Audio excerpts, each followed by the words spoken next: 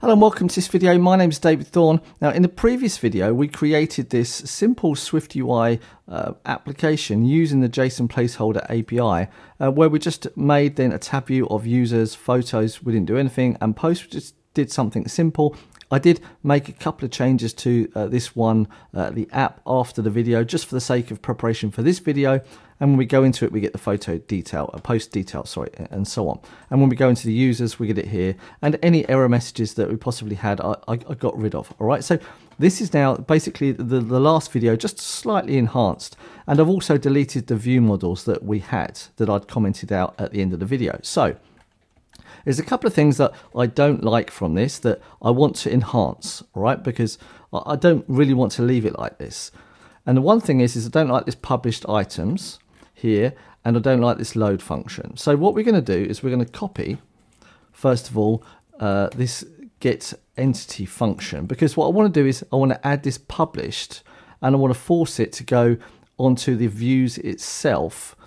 Because I want it to be completely generic here. So I'm going to come down here and add get entity here instead, and it's going to say get entities, and we can remove the ID, and then we can say here then U, because I don't want to mix up the T and the U, and in here we can just turn around and say basically get items here on the end. All right, and this now generates the exact thing that we want instead, right? So we have to come back over to, first of all, our list view, and you can see in our list view we're using items, right? So let's come here and we can see items is being published to this, which is fine, but I much prefer to be able to have full control over these items. So with inside of the view, so we're going to say state var items here, and it's then going to be what is this? This is a user here, and it's going to be empty in the beginning.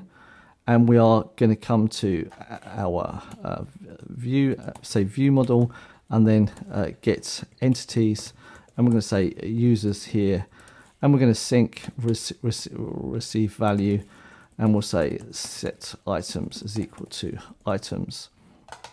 And then after this, we can say then store in view model, then cancellables here, right? And when we just line this text up and refresh the view, we should get exactly the same thing. We should get exactly the same thing, but we're not. Get entities. Okay, we need to then just come to here and say items, and now we have them. All right, so let's just rerun our application to make sure that we're all perfectly running fine, and we are as per normal. So let's come over to our, now the question is this better, right, or is this better? We're now moving the state out, so the source of truth for this one view is now inside of this list view, right? But the entity view model, which is generic, now does it actually need to have this generic part at the entity view model? Because when we look at it at an app level, we're creating two of them, all right? And do we actually need two of them? And I'm trying to reduce this down, because this is going to get, if we've got every entity we have to have another state object, and we have to have another entity view model, we have to add another, all right? So the problem gets bigger here every single time we add an entity. And it can be that we want to add lots and lots of list views generically that do the same thing. So this is why I'm forward thinking about this, to remove this. So now that we've done it, let's come to the post list view, and let's basically copy and paste this once again to the posts list view. And we do that again, and then we just say items here, and we can say in the list view, we can copy this, and we can add it down there, and this was then a post, and we change this to posts, and when we rerun this, we should see everything runs perfectly fine. Happy days. All right, so now we've done both of the list views itself. So now we need to go into the detail view here, and here we have the get entity, right? Well, let's just copy and paste this here and say get gen entity right now, and we'll just say u here is model, and then u here, oops, that is there, and API we got the API. This is one's happy because the U and the U, they're defining the generic entity here. So let's just say get gen entity here and come to the detail once again and say get gen entity, and we should see that it still works fine. We come to the post list view, and here we are on the feature. We're just using a post detail view like this, so it's nothing. We're not loading anything on the post detail view. The only place that we're actually using this is there. So we should be able to now come back over to our entity view model and comment this out, and it should all work still fine because no one's using this get entity. And as you can see, that is true. All right. So now when we remove this, and we can come and rename this, hopefully. And we can now come back to get entity, and we're fine again. All right. So now we've got both of these functions here, and no one should be using this load anymore. So we should be able to rerun this again, and we can. So it means we can get rid of the load function now as well. And now we're a lot cleaner, right? We need this this API cancel, so these cancellables here, and we need this API as well. However, we don't necessarily need this T anymore, right? Apart from this publish, because no one is actually using these published anymore. Let's rerun it just to check to see whether we're correct, and we are. So it means that we can now remove, well, we have removed it. We can now remove this T, right? We're going to have a whole bunch of errors now, so we're going to have to run through to get rid of these. And just quickly go through. I'll speed this up. Okay, so now the last one has been done, and when we run the application once again, we want to see that we've got posts working fine and also users working fine. Happy days. So now we know when we come to here, we could basically just remove one of these, and we can just say, let's just say entity view model instead, and put this in. And now when we come to the these views, we still run this because it's one instance of it, and so we still got it, and we know that it's now completely specific to that one view itself. So this one list view now, the only thing that we really need in this is the actual the view that's being listed as well, and also the endpoint name. So this, technically speaking, could be extracted out even further as well and it could be a generic list view. We're not going to do that. It's not the point of this. So now that we have updated our view to be a lot more generic, only using one entity view model, right? We can now come to what the main aim of this one video is to be able to get, when we come to the detail view of the user, right? If we want to be able to add, say, posts down here or albums and stuff down here, then we're going to need to have another view. All right. Well, that's not too difficult. We can come down here and say section, and then posts. Let's start off with, and then for each. And then we can have, let's just say, do it like this, and so on. And we can have here, and say posts, and then $0. And now we have the user's posts as well, right? And if we want to have then the user's albums, we can have here, and we'll just say like this there.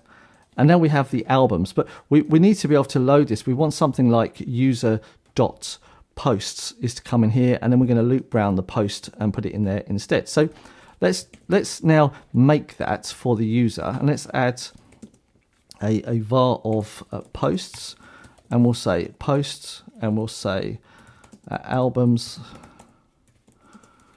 and we'll say album. We didn't have album actually in here. We say photo. Sorry, we've got photo. All right, so we'll change that to say photos.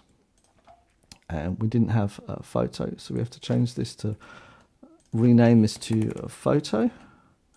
Just keep an ID for the time being. There we go. So now we come back to the view, and we'll say photos here, and copy and paste that. No worries, no worries. Go away.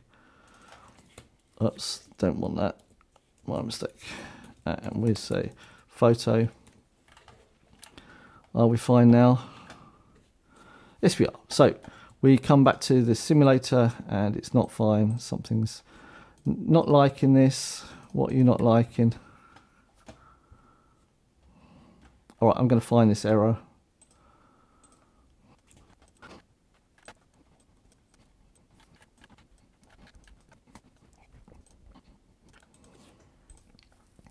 Okay, I'm still a bit baffled what the problem is. So let's just slowly go through where we could be having the issue. We added items to this and we used items. So we're going to have to slowly work out what I've done wrong.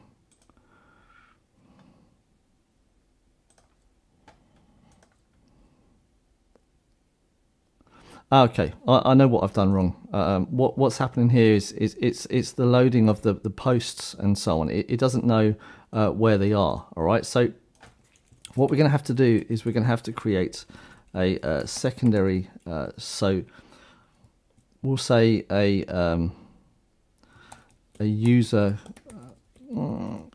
info. All right, instead, and we'll say model here, and we'll put these in there, and we'll then create a user here instead. All right, so identifiable, and just come here and we'll say user ID. Happy days. All right, so we're going to say user info instead to be able to do this, and everything should work perfectly fine now. It was just the JSON decoding that wasn't working. So this is where, when we come to get items, this assert no failure is really not doing us any favors. However, it's doing us favors right now for the sake of teaching, all right, and to only focus on success of this, because sometimes focusing on the error, it is the right thing to do, but you need to, it just adds more complexity to teaching. So that's why I'm just going to leave it right now. But we found the problem is because of the decoding here. Okay. So we now got the get items, right? When we come to the detail, let's put these back again. And everything works perfectly fine again. So we know that our view now needs here state private var and user info, and we'll say user info here. So when we come down and set this, we can say user info is equal to here, and then say user, and we'll create it with no posts and none as well. And let's just say if user is equal to, what's that? Cannot infer type of closure user without type annotation. Okay, then let's do that. That's fine. Okay, it's all right with that. Okay, now when we come up the top, what we really need to do is check that we've got a user info, right? Because if we have a user info, then we know that we've got a binding as well, because the binding is inside of this user too. So now we can come down here and say info dot posts and info dot photos, right? Because obviously they don't have any right now. And let's just say here if info dot post dot or is empty. Obviously we're going to take the reverse of that in a second. If it's not empty, then do this, and let's just make another one there and do this for photos and rename that photos. Clean this up, and now we know that we only get it if we actually have some photos. So let's create a photo, one title, body user ID is then the user ID, and title my photo. And now we can see it's displaying posts here, and we'll just say title. Whoops, and photos doesn't have anything yet. So we need to come to photos and put a title. We'll have to check what it has on the API, and we'll say title there. Okay, so there we go. We now have the post my photo there. We now have the post there. So to now achieve loading all of the user and also then the photos for that one user and also the post for that one user at the same time, we're going to do all of this work right now just with inside of the view itself, and then we'll extract it to the view model or the entity view model and so on, to the entity view model after that. But first of all, we're going to do a little bit of housekeeping. All right. Now, we've already got combine up here, so we know that we can use all combine stuff here. So we're going to say user first of all, and we're going to have to do some type annotation. We've got any publisher right now. All right, and here the first one is a user, and we've got that from view model get entity, and we're saying users here, and we've got the ID. That's the first one. All right, let's just get rid of this cat. Whoops, don't want that.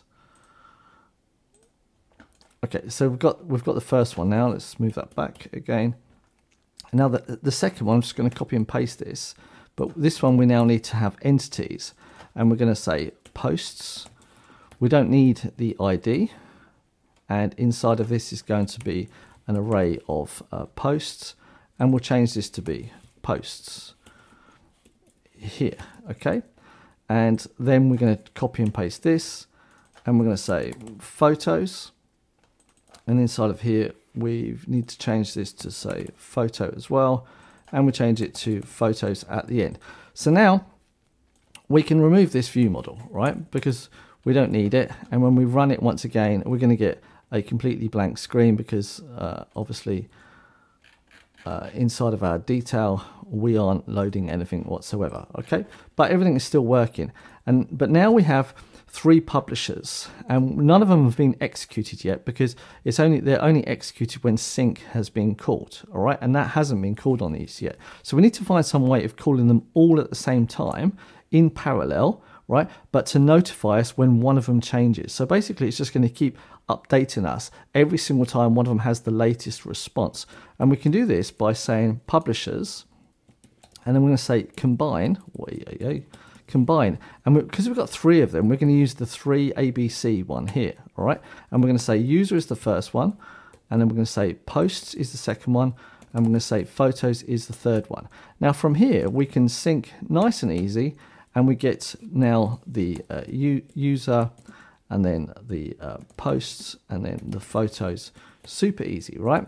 And once again we can say store in, and we are going to say store in the view model and the cancellables here. So now we've got the possibility to say user is equal to self user. That's fine. And we're going to say self user info now. We can generate it with user, posts, and photos. And when we run this, you'll notice it just works. It just works, right? And we only wanted a few of them, but we got, we wanted posts here. We didn't want all of the posts. We wanted to reduce it down just a little bit to say user ID, and we just say ID in there, and we copy and paste this. That's why we've got too many posts in there. We copy and paste it, and we run it once again, and we should get less posts, and we should get less posts and photos now. And there we can see we don't get so many posts, and we get then the photos. Yeah, we do get a lot of photos. Let's go back and have a look at the JSON placeholder, see what that said here. And photos, you can see they don't have the user ID. All right, so let's just change them to albums, and maybe albums is better. Let's just change them to albums instead. So let's come here, and we'll change it to albums. And when we come inside photo, we'll say album instead, just to make the video a little bit more interesting. And what does album have? Title, that's fine. And it has a user ID, which is good. So we can say user ID is int here as well, and come back to our user detail, and we say albums, and albums here, and change that to albums there, change it to albums there, albums there. And come into this, and we'll say albums Happy days. Okay, so now we've got albums, change that once again, and change this, and change that, and just change that there. So now cannot convert that to photos because we haven't changed this to album yet. And when we run it, are we still fine? Oh, we need albums there too. And we should be working fine now. So we should now have, when we come here, we should now have posts and albums. Happy days. So now that we've done that, we can change this text to be a navigation link as well. So let's just say, make it a bit simpler and put in the post dot title in there. And now say navigation link here, and we can say post, and there we can put the text inside of here and run this, and we are all fine. So when we come and have a look, we should see possibly a navigation error. Yeah, we do, because there's nothing matching the destination, but that's all right. We can come out to our users feature, and we can see here that we haven't defined a place for the posts, but we know that we've got post detail. I never created the post detail. All right, fair enough. We can come back to the post list view, sorry, the post features, and we created a kind of simple post detail view there. So let's just pack that into post detail view, and then say view var body, and then some view here, and we'll paste that in there, and we'll say, just for the sake of simplicity, we'll put a post there too. All right, and make it nice and easy. And now we can come here and say post detail view, and we put it like that. Good. So now let's come back to our user features here, and we've got post detail view, and we're going to say post, because that's a post there. And we pass the post in, and we say post and title instead. So when we run this once again, we should be basically finished now. All right, because now we can see that we've got post, and we had a post ID there, and oh yeah, so we are basically done. I don't know why that's displaying, or post detail displayed it itself in there. So let's just remove that from that and run this once again. And now to show that we have our user detail, and we come to post, and we get the post up here. Happy day. So let's just review what we've actually done. We've now managed to make this entity view model not generic. However, it has generic functionality on the get entities. All right, and we could add some form of like combine latest here on 3 things, but I think that's a little bit too detailed to do on here. We come into the user features. We've added now the multiple detail views within inside of our user features as well. Within inside of our list view also, yes, we added a state items in here to list through, but we're all right with that, because our entity view model now is doing a lot of the heavy lifting, and our list view is just displaying it, it's keeping its state. So it is essentially the source of truth for this one list view. However, the entity view model is it's the thing that retrieves it. It does all the heavy lifting in the background. So we're kind of happy with the interlinked together, because we have separation of the responsibility. This is retrieving, and this is just called visual part of it, presentation and state. That's what it's there for. All right. And we're using a very declarative call here, view model get entities and stuff, and it is doing all of this. So I'm all right with it, because it's quite nice. The detail view, yes, this definitely could go into a detail view model or something like that. This responsibility could just pass through a user information instead. So this would be code that you would extract to possibly another view model that might wrap this entity view model too. But for the time being, it works. But as long as you clean up the code, then I would give you a good mark for it. All right. Could it be better? Yes. Am I going to make it better right now? No. With that said, I hope that you've got something out of this one video. You can see here now that our entity view model is pretty small, and our JSON placeholder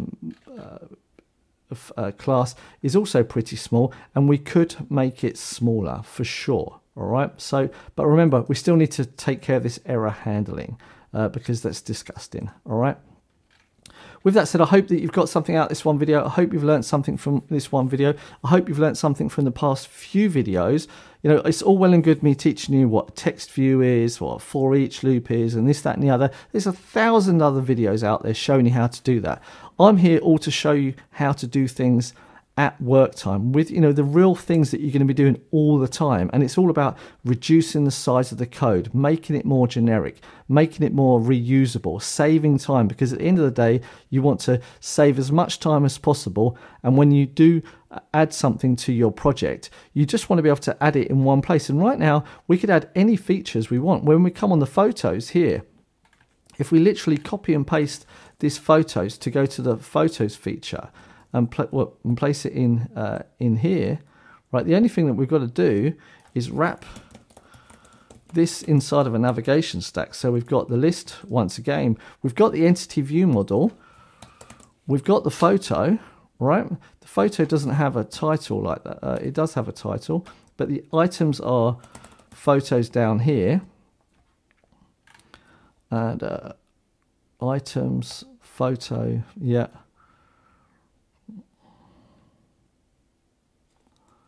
Let's have a look. Photo, it does have that.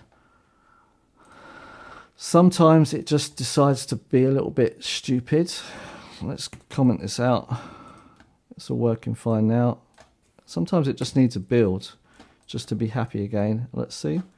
Just needed a build to be happy. No, it doesn't like that. Oh, it doesn't have a body. That's of course not. That's why it couldn't just look at the body instead. All right, so now we can see that we've got the photos, and when we come and run our application once again, we can come on photos, boom, we've got photos. Super, super easy.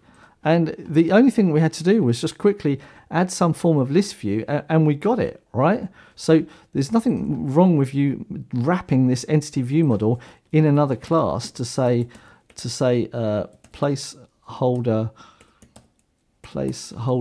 view model here, and then say get posts example and get photos. There's nothing wrong because this is just abstraction. It's just making it cleaner. But right now you can see that we've got this functionality, and it doesn't take much to add a new view, and you can then wrap this. Well, you've got this navigation link. You're showing the photo here as well. Okay, we haven't added the destination onto it, but there's nothing stopping you from coming to here and adding the photo self destination and photo here, and then doing this, and then saying photo detail and then photo ID, and running this once again, and you literally within seconds of doing stuff, boom, you got a photo detail. So the whole point is getting the information out of the database or out the API as quick as possible,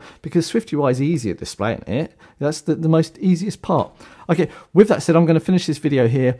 Thank you very much for watching. Don't forget to like, subscribe, share, and do all of the other social media things out there that you can do. And if you do have any questions, feedback, concerns, or critiques, then put them in the comment section down below to start a conversation, and I will, as always, answer all of your questions, and if I can't answer it in a textual form, I will answer it in another video in the future. I do these videos for you. I hope you learn something. I hope you pass your information on to other people to extend the knowledge, of the world about Swift programming, SwiftUI, and computer science, everything, bloody blah, everything to go with that together. Thank you very much for watching. My name's David Thorne. See you in the next video. Ciao, ciao, and goodbye.